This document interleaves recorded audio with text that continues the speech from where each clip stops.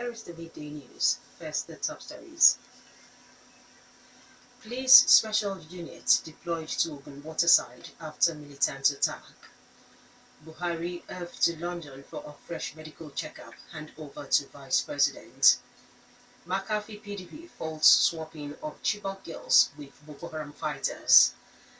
Late Senator Adeleke family rejects Osun government's coroner inquest.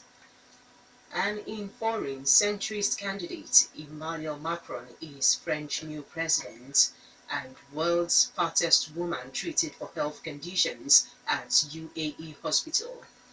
Good afternoon, I am Chienye Egwuonwu, bringing you the details of the news shortly. Special police units have been deployed to reinforce security in Iwope in the Ogun State waterside following the recent militant attack on the base of Marine Police in the area. During the attack last Thursday, the militants reportedly killed one policeman and injured others at the base before fleeing through the waterways. Ogun State Police Commissioner Ahmed Iliazu visited the town last Friday for an on-the-spot assessment of the situation. Spokesman of the State Police Command, Abimbola Oyeyemi, says the police commissioner was accompanied on the visit by the Deputy Commissioner of Police in charge of operations. 2 weeks ago, police from the State Police Command repelled attack by gunmen who invaded the town and robbed a businessman. A workshop aims at ensuring safety in the operations of retailing of liquefied natural gas and skid owners in Ogun State will hold on Tuesday, May 9 in Abeokuta, the state capital. The theme of the one-day workshop is Enhancing Safety in the Operations of Gas Retailers and Skid Owners.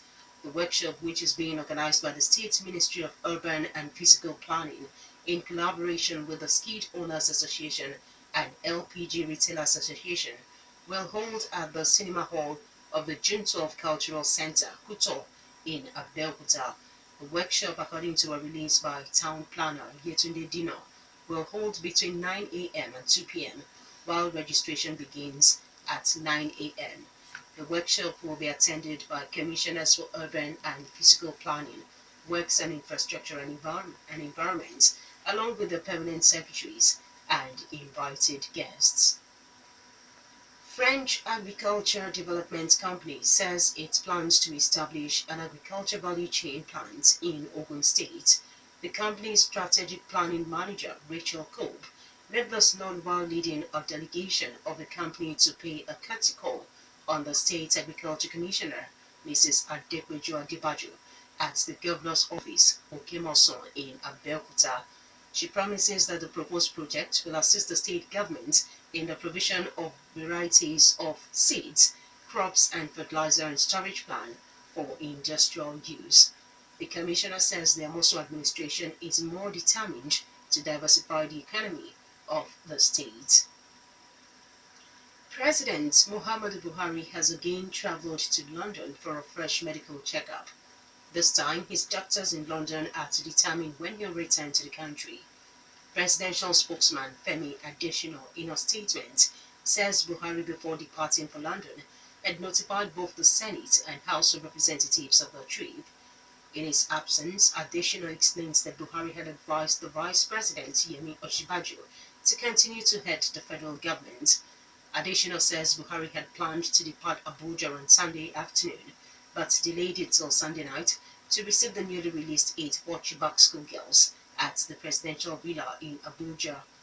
Thanking Nigerians for their prayers and good wishes, Buhari tells them that there is no cause for worry. Before departing for London for a fresh medical checkup, President Muhammadu Buhari received the 82 Chibok girls just released by Boko Haram sect at the presidential villa, Abuja. Buhari received the freed Chibok girls behind a closed door. The State House correspondents were prevented from the reception.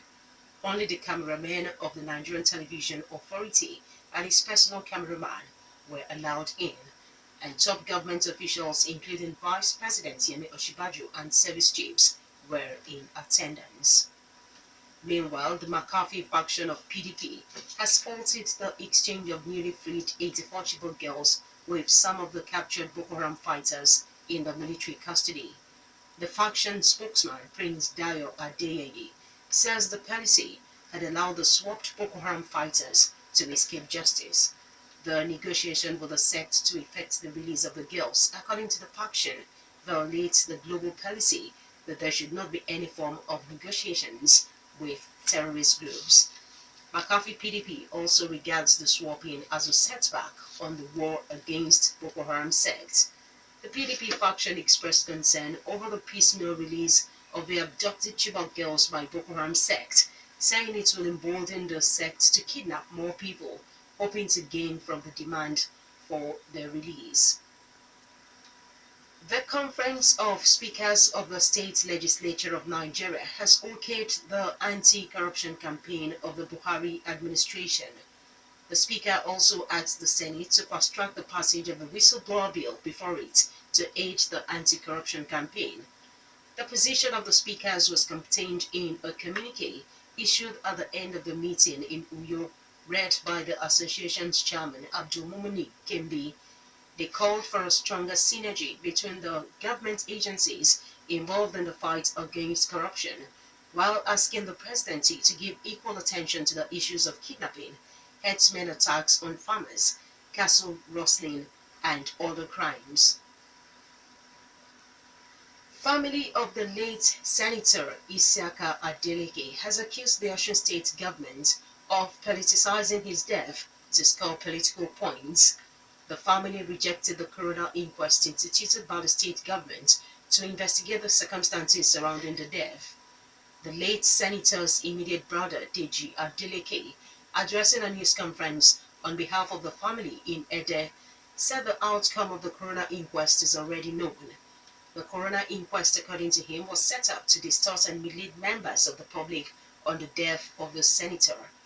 The senator died last April 23rd at a hospital in Osogbo, the state capital, and the death was greeted with violent protests in his hometown in Ede and Osogbo. You are still listening to the Midday News on Rock City 101.9 FM. Up next, we bring you foreign, business and sports news. Please stay with us. Now on the foreign scene, centrist candidate Emmanuel Macron has decisively won the French presidential election, defeating far-right candidate Marine Le Pen. Mr. Macron won by 66.06% to 33.94% to become at 39 the country's youngest president. Mr. Macron's win ends the decades-long dominance of the two traditional main left-wing and right-wing parties. He said that a new page was being turned in French history, promising to guarantee the unity of the nation and protect Europe. Mr. Macron's supporters gathered in their thousands to celebrate outside the Louvre Museum in central Paris, and the new president later joined them. Security remains tight in the capital, and there were reports of police firing tear gas at several hundred anti-capitalist protesters near the Médor-Monton metro in the 20th arrondissement.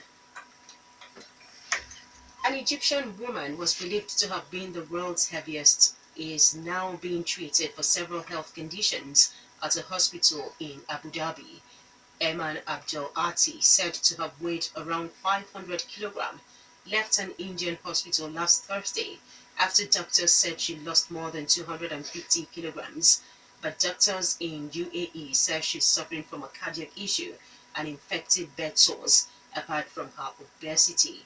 Recent weeks saw a row erupt between her doctors in India and her family before her movement to the Emirates.